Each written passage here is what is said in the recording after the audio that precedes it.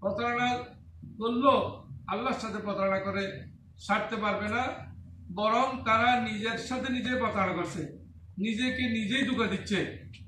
সাথে সাথে এটা যে নিজেরা ধোঁকা খাচ্ছে বা নিজেরা প্রতারিত হচ্ছে এটা তারা বুঝেও না।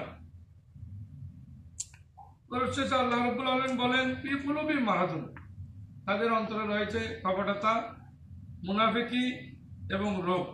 ফাযাদাহুমুল্লাহু মারাদা, আল্লাহ তাদের রোগকে আরো বৃদ্ধি করে দিয়েছেন। ওয়ালাহুম আযাবুন আলীমুন বিমা কানু ইয়াকদিবুন, তাদের জন্য রয়েছে যন্ত্রণাদায়ক শাস্তি, কেননা তারা মিথ্যাচার। এই আয়াত কটির মধ্যে আল্লাহ তাআলা মানুষ যে তিন ভাগে বিভক্ত এটা আল্লাহ রাব্বুল আলামিন বর্ণনা করেছেন।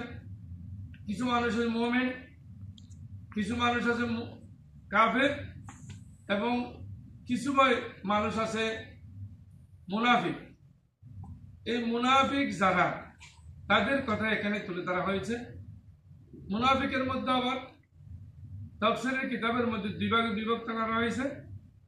কিছু মুনাফিক আছে নির্ভেজাল একেবারে খাঁটি মুনাফিক, আবার কিছু মুনাফিক আছে যারা কোনো সময় মুমিনের সাথে একটু মিলে, আবার কোনো সময় মুমিন থেকে পৃথক হয়ে যায়। রব্বুল আলামিন এই মুনাফিকদের কথা এখানে আলোকপাত করেছেন, বিশেষ করে যারা উপরে জাহেরভাবে মানুষের সাথে মিলে যে বলে যে আমরা মুসলমান হয়ে গেছি, আমরা মুমিন, আমাদেরকে ধন সম্পদ দেন, আমাদেরকে টাকা পয়সা দেন, এইভাবে বললেও সমাজের মধ্যে বিভ্রান্ত ছড়ায়। আল্লাহ এবং রসুলকে তারা বিশ্বাস করে না, পরকালও যদিও মুখে বলে বিশ্বাস করেছে, বিশ্বাস করে না। রাসূল করিম সাল্লাল্লাহু আলাইহি ওয়াসাল্লাম এই মুনাফিক সম্পর্কে বলেছেন ইজা হাদাসা কাযিবা ওয়া ইজা উতমিনা খানা।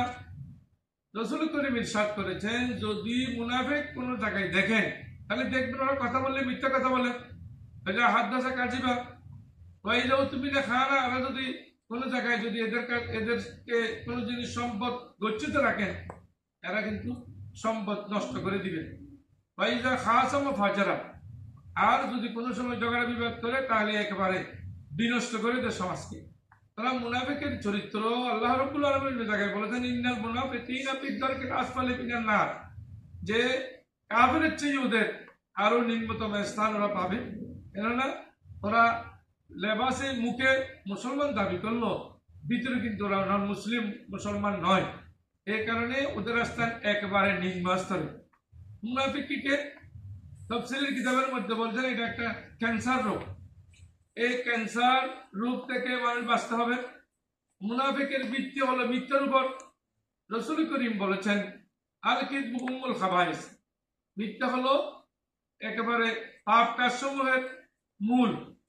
তারা ওদের সবসময় মিথ্যা বলার অভ্যাস থাকে, ও এবং সাথে সাথে ওরা মানুষের মধ্যে ঝগড়া বিবাদ লাগাই দেয়, সমাজে সমাজে ঝগড়া বিবাদ লাগাই দেয়, দেশে দেশে ঝগড়া বিবাদ লাগাই দেয়, ব্যক্তির মধ্যে পরিবারের মধ্যে ঝগড়া বিবাদ লাগায়।